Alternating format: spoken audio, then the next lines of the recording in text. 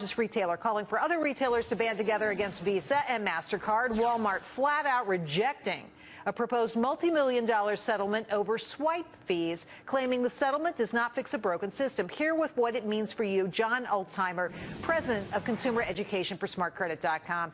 John, great to see you. I thought this settlement was a good thing for these people, and now they're protesting it. Why?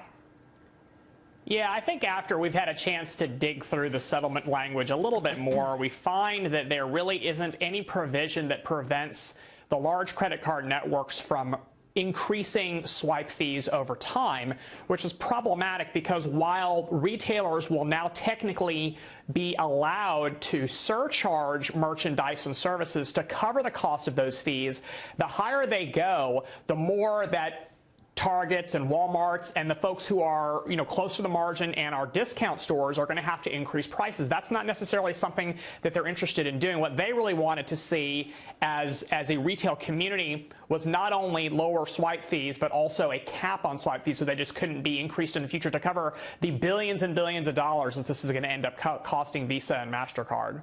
So is this a victory for retailers now? Or I'm completely lost. Well, here's where we stand. Okay, no one has won anything yet.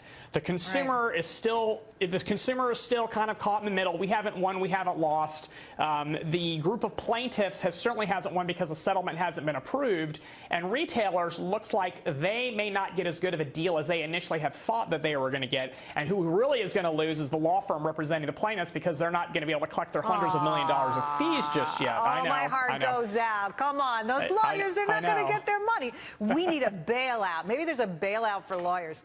Listen, here's what I think. I think the consumers are going to end up paying for this because guess what? Those fees are going to come out of our pockets. They're just going to bump up the price of everything that we buy so that we end up paying for it. It's another outrage for consumers at the end of the day, isn't it, John? No, you hit the nail on the head. We're going to get screwed, to put it frankly. We were not asking for this. This should be very, very clear about swipe fees, which are also called interchange fees. Consumer groups were not out there outraged, calling their politicians, raising heck, occupying Wall Street. We were not asking for a cap on swipe fees or anything to do with swipe fees. We had nothing to do with it. But what's going to end up happening is the swipe fee will likely go up over time if this settlement is approved. And Jerry, as we know, we talk about this almost every week, the consumer is going to end up having to bear the cost of the increase, John, which means that our price of goods is going to go up. What I'm starting to see here in New York are signs at some retailers that say if you pay with a credit card, you've got to have a minimum purchase. Do you think this is a response to this?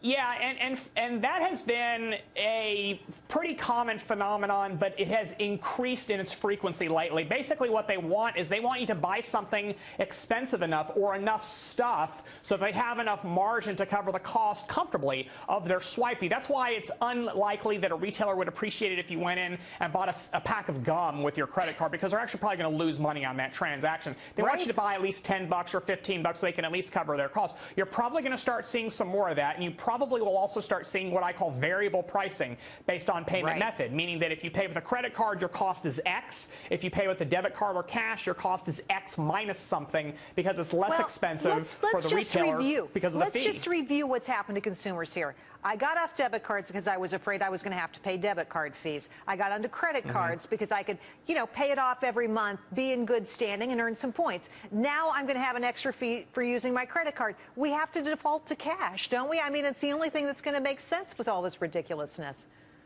Maybe. There are large retailers who have come out and have said, we will not increase our costs because of this settlement, period. And you never know if that's actually true or if it will hold true over time. But what you don't want to do is you don't want to put a retailer like Home Depot or Walmart or Target or Costco or Lowe's or whomever in the position where they have to make that difficult decision between their customer and their financial health. I want a list of those retailers. We'll put them on the show. John, thanks for coming on tonight. It's always great to have you here. You bet, Jerry. Nice to be here. Thank you.